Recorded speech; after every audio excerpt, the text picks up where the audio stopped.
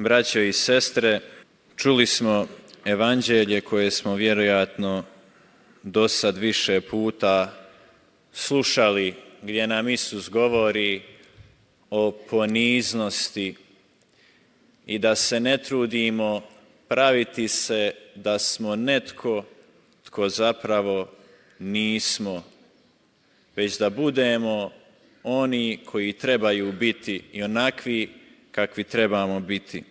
Isus poučava mnoštvo i poučava svoje učenike da se ne uzvisuju i uzima tu za primjer one za koje kaže da su zasjeli na Mojsijevu stolicu farizeje i pismoznance, one koji nisu živjeli dostojno Mojsija, ali su zasjeli na njegovu stolicu i s te stolice propovijedali.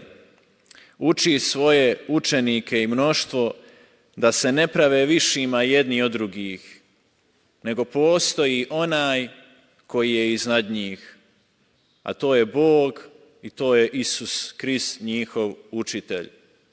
On zapravo uči svoje učenike i sve nas da mi i naši životi trebaju ukazivati na Krista, na Boga, a ne na nas, ne na mene. O čemu se radi? Mojsije je bio veliki prorok, ali za Mojsija stoji u Svetom pismu da je bio najskromniji, najponizniji čovjek na cijelome svijetu. Mojsije nije ukazivao na sebe. Mojsije je kao prorok ukazivao na Boga i vodio je narod Božjim putem, Božjom riječju, Božjom inicijativom i Božjim duhom i čini ono što je Bog govorio da treba činiti. I Mojsije nije bio u središtu. On je bio tek jedan posrednik svjestan svoje slabosti i svoje grešnosti. Dok farizeji i pismoznanci stavljaju sebe u središte. I vidimo kako to Isus dobro, potanko opisuje. Da vole prva mjesta, da vole pročelja na gozbama, da vole da su čašćeni. I on sada to odvaja i želi načiniti razliku. I govori svojim učenicima, govori nama, vi nemojte biti takvi. Vi se nemojte isticati. Nemojte stavljati sebe naprijed, nemojte stavljati sebe na prvo mjesto. Postoji onaj koji je već na prvom mjestu i njega stavite pred ljude, njega donesite ljudima. I to je opasnost u koju mi možemo upasti jednako kao i farizeji i pismoznanci prije, tako i mi danas. Bilo da se radi o nama svećenicima koji evo stojimo ovdje za oltarom, za ambonom i propovijedamo. Evo danas je popularno onda da se te propovjedi izrežu, pa završe na internetu, na YouTubeu, pa onda možda dobiješ puno pregleda i sad si ti nešto moćan, sad si ti nešto jak, sad si ti nešto velik. A ko si ti? Niko i ništa. Ili bilo da se radi o bilo kojem čovjeku koji radi nešto što je povezano s Bogom, s evanđeljem, propovijeda evanđelje, služi drugima. Mi ljudi se vrlo lako navežemo na ljude. I zapravo ne dolazimo do Krista, nego dođemo do ljudi i ostanemo kod ljudi. A što je činio Ivan Krstitelj? Kad su svi krenuli k njemu hrliti, kaže ne, ja nisam taj. Prostite, pogriješili ste. Onaj drugi je taj koga vi tražite. Ja sam samo glas koji će nestati.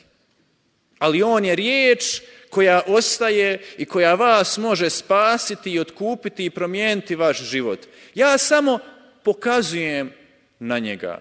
Samo upućujem na njega. Ovo nam govori kakvi bi zapravo naši životi trebali biti. Moj život bi trebao upućivati na Krista, upućivati na Boga. Ja bi trebao biti drugima onaj koji je kao putokaz koji pokazuje gdje je Bog. I da drugi u meni ne vidi mene, nego da vidi Boga. Da se u meni zrcali Bog. Kao što kad Mojsije silazi sa brda Sinaj, što se događa? On je proveo vrijeme s Bogom. Za Boga ćemo reći da je svjetlo. I taj sjaj tog čistog svjetla ostaje na njegovu licu. I kada on dolazi među svoj narod, među Izraelce, izbija sjaj iz njegovog lica. Ono što je Božje. On upućuje na Boga, a ne na sebe. I to je pitanje koje mi trebamo svatko posebno za sebe postaviti sebi. Što ja svojim životom govorim i na koga ili što ja svojim životom upućujem? Vjerujte mi, najbolje i najveće što mi u životu možemo učiniti je da drugima pokažemo na Boga. Koliki ljudi su zahvalni svojim prijateljima ili nekim možda čak strancima, neznancima. Zašto? Zato jer su im pokazali na Boga, jer su im donijeli Boga. Priča jedan mladić kako se 3 godine nije ispovjedio. Živio je u grijesima i imao je prijatelje, ali to su bili, da tako kažem, obični prijatelji, po ljudsku. Ali jedan prijatelj koji ga je volio, koji ga jako dobro poznavao, kaže mu, znaš šta prijatelju, ti bi trebao na ispovjed. I naravno ovaj nije odmah to prihvatio, ali bili su povezani, bili su pravi prijatelji. I ovaj je u ljubavi ustrajao. I on malo pomalo nagovara ga, ajde otiđi na ispovjed. I ovaj opet lomi se, zato jer ga grijeh stišće, ne da mu. Dok ovaj nije rekao jedan dan, bila je subota, kaže, sutra idem ja na misu, ideš ti sa mnom na misu, ideš na ispovjed. I on sada svjedoči kako je to promijenilo njegov život. I kaže, prošlo je možda 1 godinu dana, ja sam bolji, ali još nisam sav svoj, još nisam sav Božji. I dolazi drugi moj prijatelj, isto dobar prijatelj. I počela je jedna molitvena zajednica i on dolazi, ja vidim da je on izmijenjen, da je promijenjen.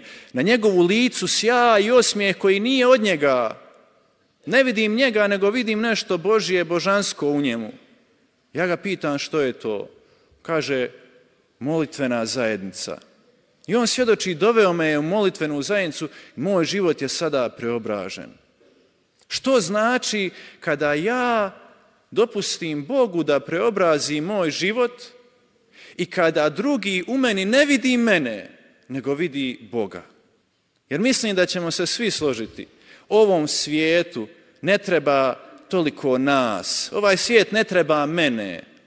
Ovaj svijet ne treba sve ovo svjetovno i zemaljsko, ovaj prah i prašinu koja smo mi. Toga ima i previše. I zla i grijeha i svega onoga čega smo svi mi svjesni. Ja ovaj svijet ne mogu spasiti, ti ovaj svijet ne možeš spasiti. Jedini koji može ozdraviti, iscijeliti i podići ovaj slomljeni svijet je Bog. A onda mi dođemo drugima i donesemo sebe drugima, donesemo svoje probleme, svoje nesavršenosti, donesemo svoje putove, svoje misli, svoje planove, svoje ideje, svoje predrasude, svoje osude, svoje zaključke, svoje krive savjete, svoje tračeve, svoje zle misli, zla nagovaranja i tako dalje i tako dalje. A braćo i sestre, svatko od nas je pozvan biti bogonosac, da nosimo u sebi Boga i da budemo poput blažene djevice Marije. Što Gospa radi? Cijeli svoj život i cijeli svoj, da tako kažem, radni vijek. Ako uzmemo njezinu djelatnost u cijelom svijetu i u crkvi, u tolikim svetim mjestima, na poseban način ovdje, ne ukazuje na sebe, ukazuje na Isusa. Poput Ivana Krstitelja pokazuje na njega. Njemu idite, ili kao što smo čuli u nedjelju, kada kaže Bog Otac, njega slušajte. To je ono što je temeljno za nas. I neka nam ove riječi današnjeg Svetog pisma, Evanđelja budu poziv. Da ako sam se udaljio od Isusa, ako stvarno ne čeznem za najdubljim zajedništvom s njime, da se ponovno vratim njemu.